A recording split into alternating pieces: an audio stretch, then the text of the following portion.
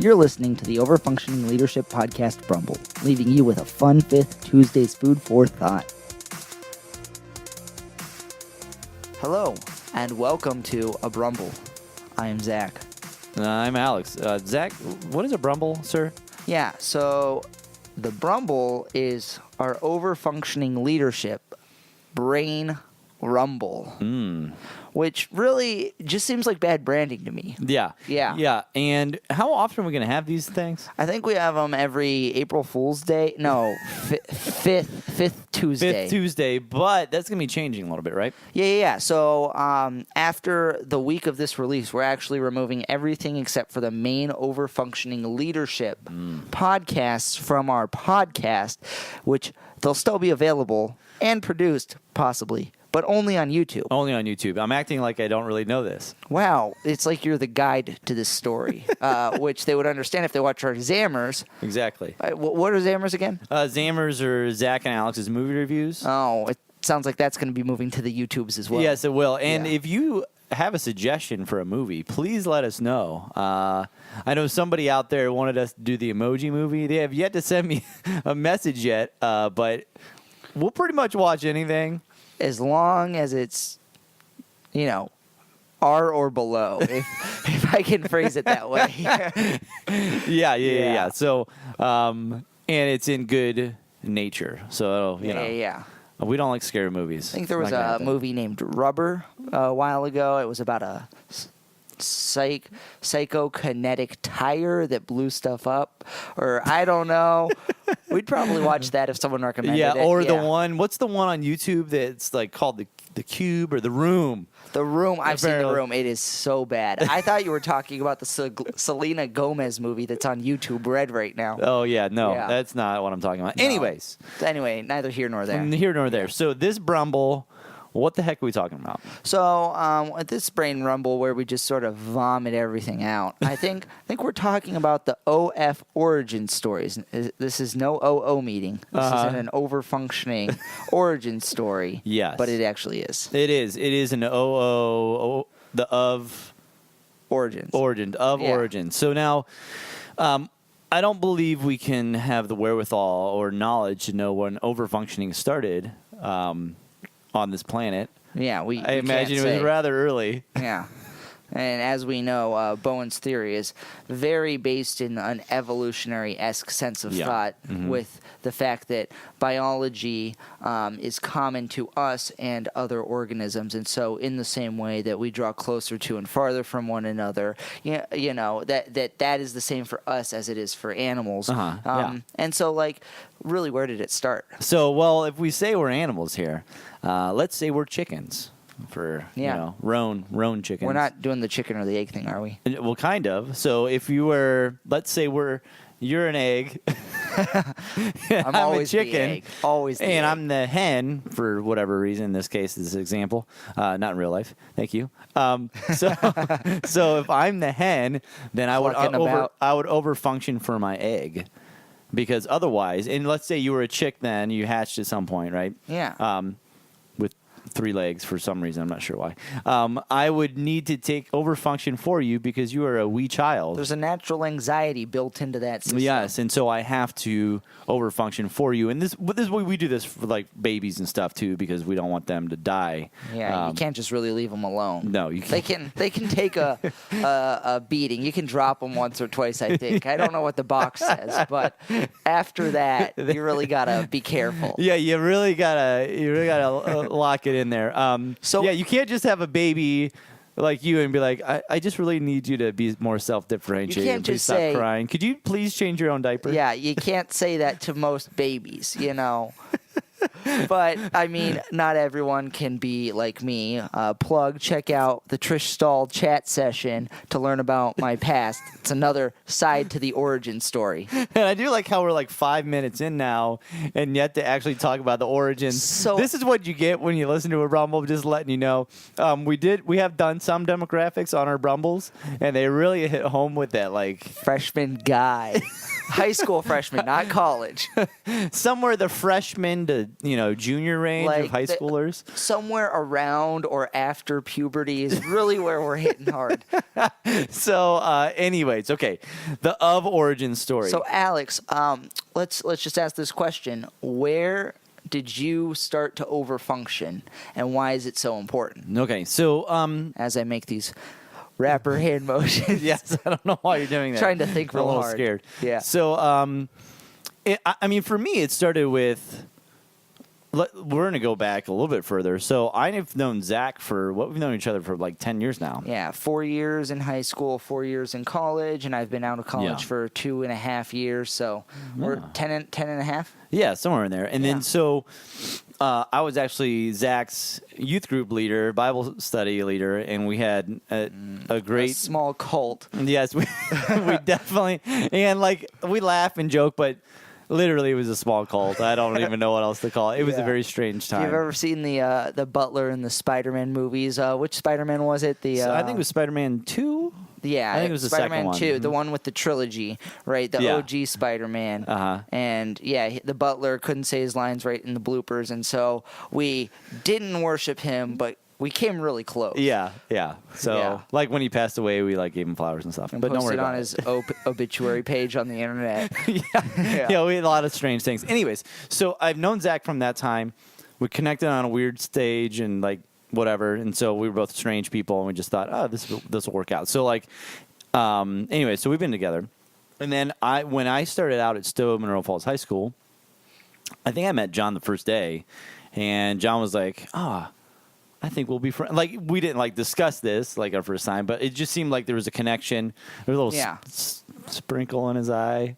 Sheen to his head, just a little shine up top. Yeah, not a sparkle, but a sprinkle. A sprinkle. A little Jimmy, as we like to call it. Jimmy's. Yeah, so I met him, and then so John has been mentoring me, and I've been attempting to mentor, Zac here and there a little bit. But like we were saying earlier, we're both too close to that post-pubescent demographic. Yeah. So anyway, so that's how so for me, so that's how I met John, that's how I met Zac, and that's how I pulled them together for a nice little emotional triangle. Now, John's uncle wrote the book Resilient Leadership. John Moyers. John Moyer, yeah, who's a part of OverFunctioning, along with Bob Dugan, Leadership, who is yes, no relation. Yes, or Duggan. I'm not sure how you say his name. Anyways, so this Resilient Leadership, you can check it out on Amazon. Regardless, he got trained in Resilient Leadership, and then it like opened his eyes to what it could be used for, because systems family theory is a great lens to look at a lot of things, especially in a leadership phase. And so he invited me to a book group, and then after I went through the book group, I'm like, man, Zac, you got to do this. So I got Zac to do it, and then from there, it was like I asked John one day, we should do a podcast, and John's usually, his answer to a lot of things is, okay, let's do it. He is like the perfect functioner, right?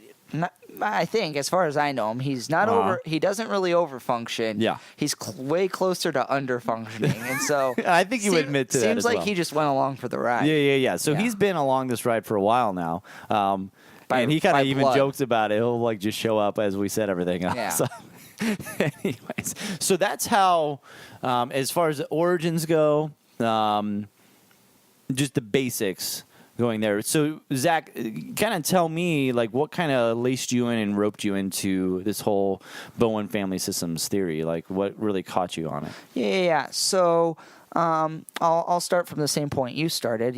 I was a shy little kid in high school, sat in the back of the class, didn't talk much, and then I went to this youth group, somehow joined a cult that wasn't a cult. We were not a cult. We were just a close-knit group of guys. We were all freshmen, plus Alex, who, was, I think, just about done with college. I think I might have just gotten out. You were 2 or 3 years into teaching, I think, right? Yeah, I don't know. Yeah. Anyway, and so I sort of like, that's when I started realizing that I enjoyed having relationships with people once I learned small talk and like figured out that I could relate to people. Like that's when I started enjoying people. You know, there was that connection, and then I went into college, made tons of friends on my freshman guys hall, and that was just tons of fun. And so I was part of a leadership group that year, just because it sort of happened. Bob. How could you not be? Bob White. Bob White, who was our co-leader one year, your co-leader for our group of guys. He pointed me to that. He also was my one-on-one mentor with the leadership with it's called the Timothy Project. I have to interject here. Yeah. There's a bird called a Bob White. Oh, you know this? Really? I did not know that. There's a bird called a Bob White. Yeah. And you want to know what sound they make? What? Bob White? Bob White?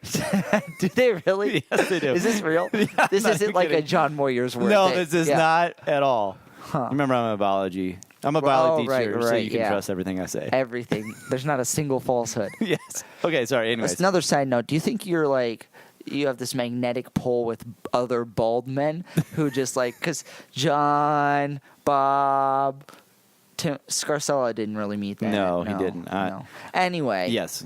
So continue in your college ventures. there was this one-on-one mentorship, and so I grew during this period of time. Eventually, I became a resident assistant, and in that, I saw the beginnings of resilient leadership and Bowen's family systems theory, in that we were talking about conflict resolution and the way to manage relationships that essentially are getting too close. From a triangle, you're making a triangle to solve these things as the resident assistant.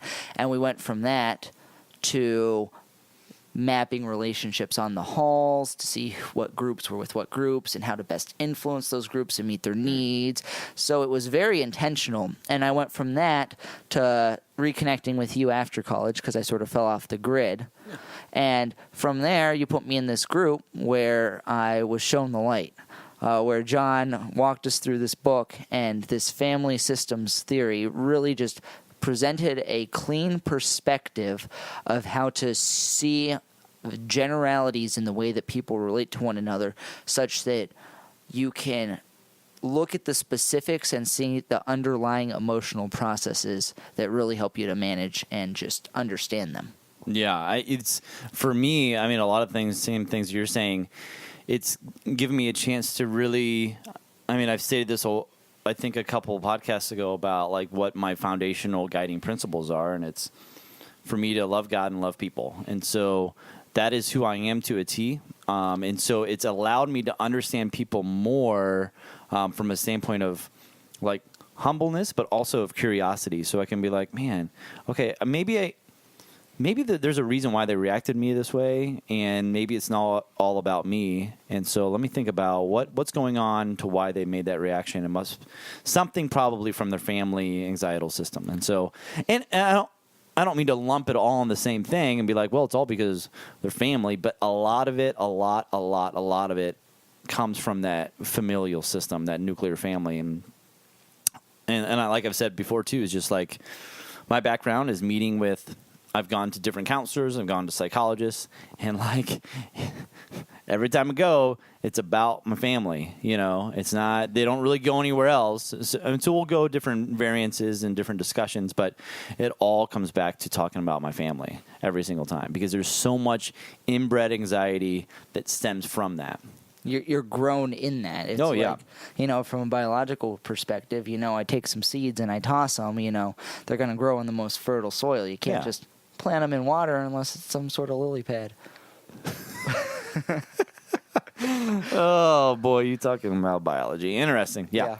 So I think, for me, it's the lens. I mean, it's the lens to look through and say, okay, how are these things working? Instead of just saying, oh, well, I guess they just react. That's just who they are. I think a lot of times I used to just be like, well, that person's just mean all the time. Or, oh, they're just happy all the time. You know what I mean? It would just be you could just easily just label these people and say, well, this person's always like this. Or when I do this, they're always this way. But it wasn't really helpful. Yeah. So you didn't crack the surface at all to understand what was really going on. And I think we really want to emphasize that this is something that we choose. These are the lenses we choose to put on because we're trying to grow ourselves first and foremost. Yeah. And that from there, we see the ways that our emotional processes so greatly influence the way that we behave that we also want others to see that in a way. And it's so complementary to just so many facets of life. Yeah, because it's not about labeling. It's not. So I think when I initially started looking into, Bowen's family systems theory, it was like, part of me was like, am I just trying to label people? Am I just trying to figure out what's going on in their head and then be like, well, this person clearly is acting this way because they have, a dad who has been mean to them their entire life. You know what I mean? And so now I label you as your dad hates you, or like, you got daddy issues. That's not at all what we're saying here. It's not at all like that. It's just understanding and recognizing that, man, I'm not the only one in this world who has problems with their families. And this is anxiety is bred in all of us because of our families. And so what can I do as an individual to better that, not only for myself, but for the other people that I interact with? And then hopefully one day, if I decide to have a family, if I'm blessed with that, how can I change that overall system and the way that I think, so that way maybe there's not as much anxiety? Yeah, and one of the things that we see in this, one of the studies that has happened is they say that when you want to influence a system, you don't take the anchor. You take the hot air balloon, if you know what I'm saying, right? You take the person who's the leader of the system and you raise them up. You raise their differentiation. If we talked about, I know you're still reeling from my fabulous metaphors. Metaphors were amazing.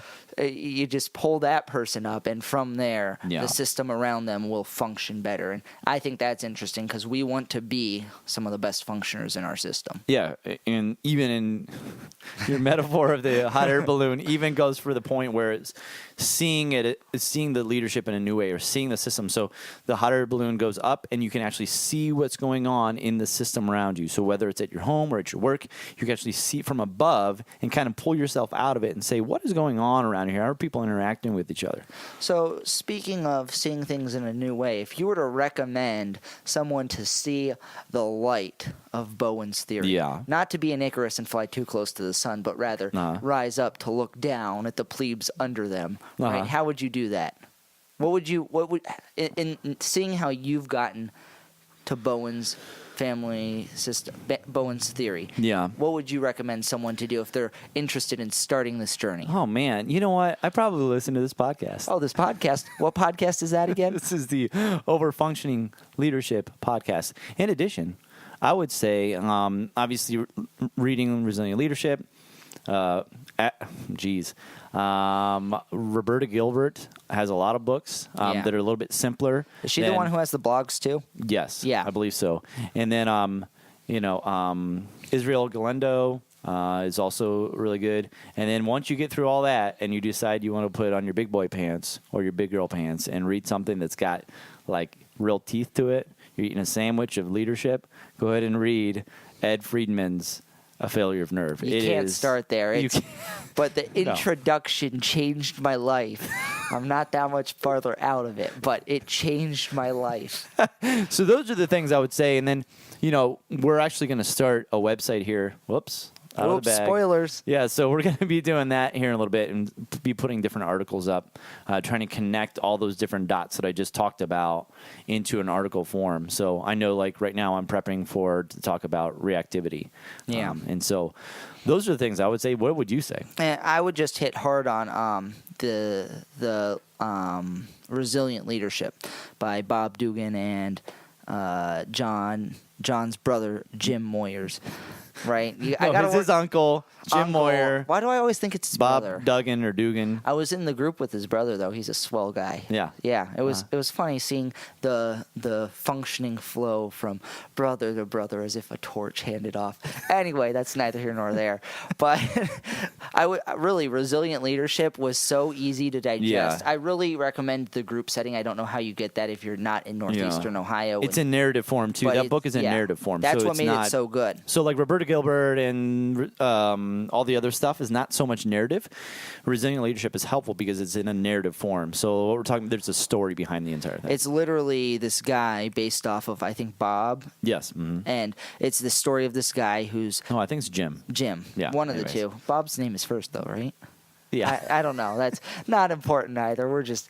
But it's just a story of a guy who's up for a position, head of business, a C-level position, CEO, COO, CPO, CQ, TLMG, whatever that three-letter acronym is. Yes, exactly. Yeah, he's up for that position, and they say, hey, we'll consider you if you function better, and they give him a coach, and through this coach is the guide, you learn all these concepts, and in the back it has this nice little tight appendix that I highly recommend reading before the book because you're just going to see it unfold. Yep. So I think those are the big things, especially when we're talking about origins, our overfunctioning origins for Zac and I. That's where we started. And we're not done. No. And like you said, where we're going, we're looking to put out more content. We're hoping for more feedback from people like you who are listening. But yes. And we're making this website so that we have something readable because, frankly, my voice is a little bit nasally. So overfunctioning origins, that's where we started. And I was even saying, not even just for overfunctioning leadership, but as an individual, we aren't done. I'm not done as an individual, as a leader. I'm never going to be done. So this is a lifelong process. I know that we've all talked about that. And yeah. Yeah, I'm not better for having read this. Really not. I'm more aware. Yeah. The betterment comes from the awareness, but it's not because of it. Yeah. For sure. So with that, I would like to personally thank you for listening to our Brumble. I'm sorry if I offended you if you were not within our demographic of high schoolers. Yeah, just barely post-pubescent. We thank you for listening. Everyone past or before that, we also appreciate it. So with that, thanks for listening. Check us out on the OF podcast at gmail.com. That's the OF podcast at gmail.com. Yeah, and I'm Zac. And I'm Alex. And thanks for listening to our Brumble. Yep. See ya. Bye.